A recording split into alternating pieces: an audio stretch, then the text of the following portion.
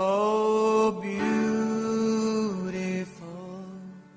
for spacious skies, for amber waves of grace,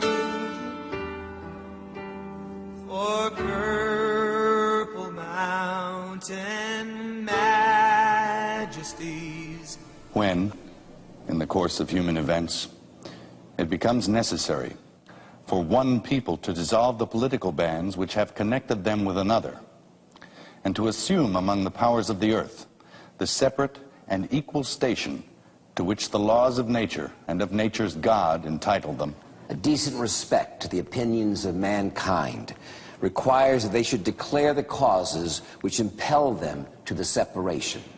We hold these truths to be self-evident, that all men are created equal, that they are endowed by their Creator with certain unalienable rights, that among these are life, liberty, and the pursuit of happiness.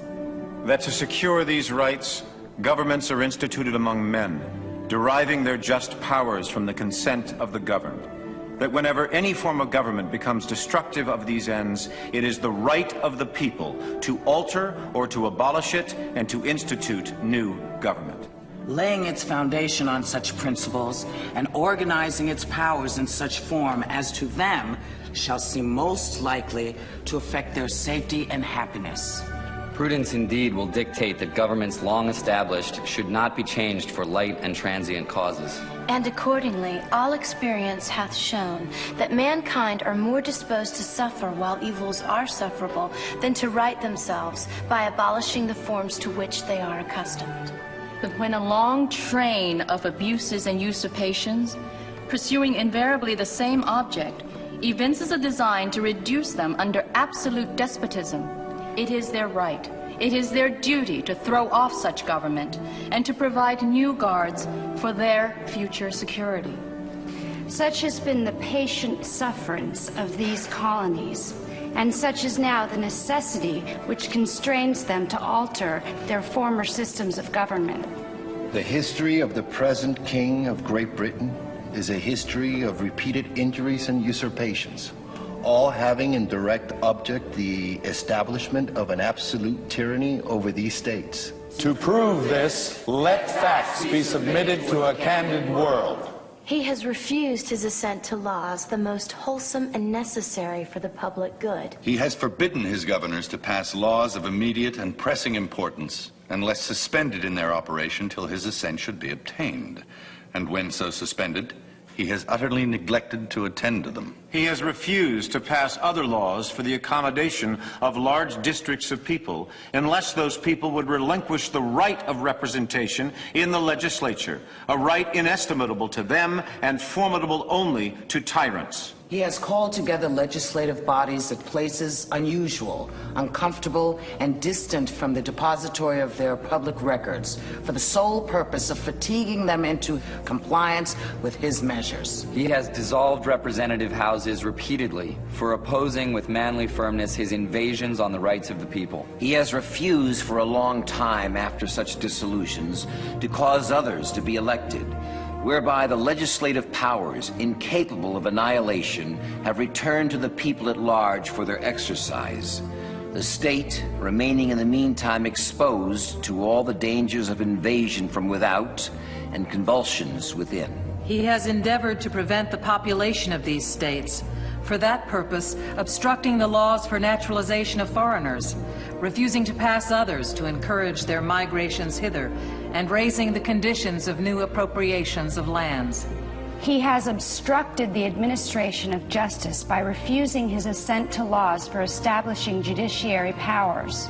He has made judges dependent on his will alone for the tenure of their offices and the amount and payment of their salaries. He has erected a multitude of new offices and sent hither swarms of officers to harass our people and eat out their substance. He has kept among us in times of peace standing armies without the consent of our legislatures.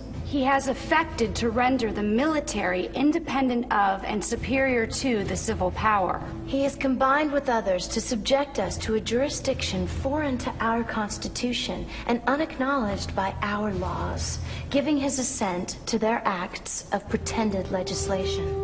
For quartering large bodies of armed troops among us. For protecting them by a mock trial from punishment for any murders which they should commit on the inhabitants of these states. For cutting off our trade with all parts of the world. For imposing taxes on us without our consent. For depriving us in many cases of the benefits of trial by jury.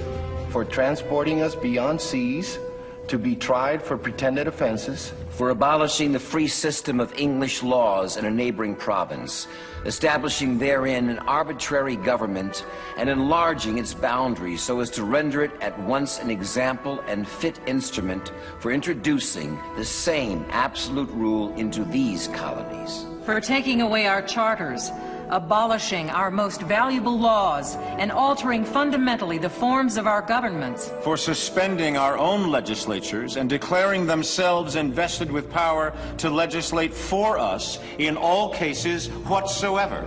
He has abdicated government here by declaring us out of his protection and waging war against us. He has plundered our seas, ravaged our coasts, burnt our towns, and destroyed the lives of our people. He is, at this time, transporting large armies of foreign mercenaries to complete the works of death, desolation, and tyranny, already begun with circumstances of cruelty and perfidy, scarcely paralleled in the most barbarous ages, and totally unworthy of the head of a civilized nation. He has constrained our fellow citizens taken captive on the high seas to bear arms against their country, to become the executioners of their friends and brethren, or to fall themselves by their hands. He has excited domestic insurrections amongst us, and has endeavored to bring on the inhabitants of our frontiers, the merciless Indian savages whose known rule of warfare is an undistinguished destruction of all ages, sexes, and conditions. In every stage of these oppressions, we have petitioned for redress in the most humble terms. Our repeated petitions have been answered only by repeated injury. A prince whose character is thus marked by every act which may define a tyrant is unfit to be the ruler of a free people. Nor have we been wanting in attentions to our British brethren. We have warned them from time to time of attempts by their legislature to extend an unwarrantable jurisdiction over us. We have reminded them of the circumstances of our immigration and settlement here. We have appealed to their native justice and magnanimity. And we have conjured them by the ties of our common kindred to disavow these usurpations which would inevitably interrupt our connections and correspondence. They, too, have been deaf to the voice of justice and of consanguinity.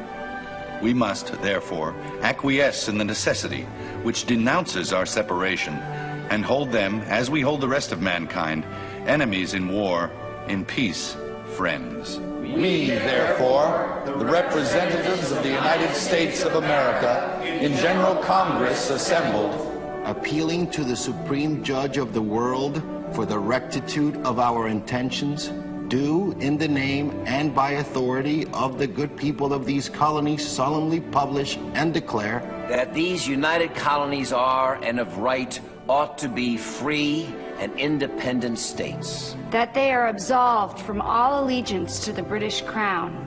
And that all political connection between them and the state of Great Britain is and ought to be totally dissolved. And that as free and independent states, they have full power to levy war, conclude peace, contract alliances, establish commerce, and to do all other acts and things which independent states may of right do. And for the support of this declaration, with a firm reliance on the protection of divine providence, we mutually pledge to each other our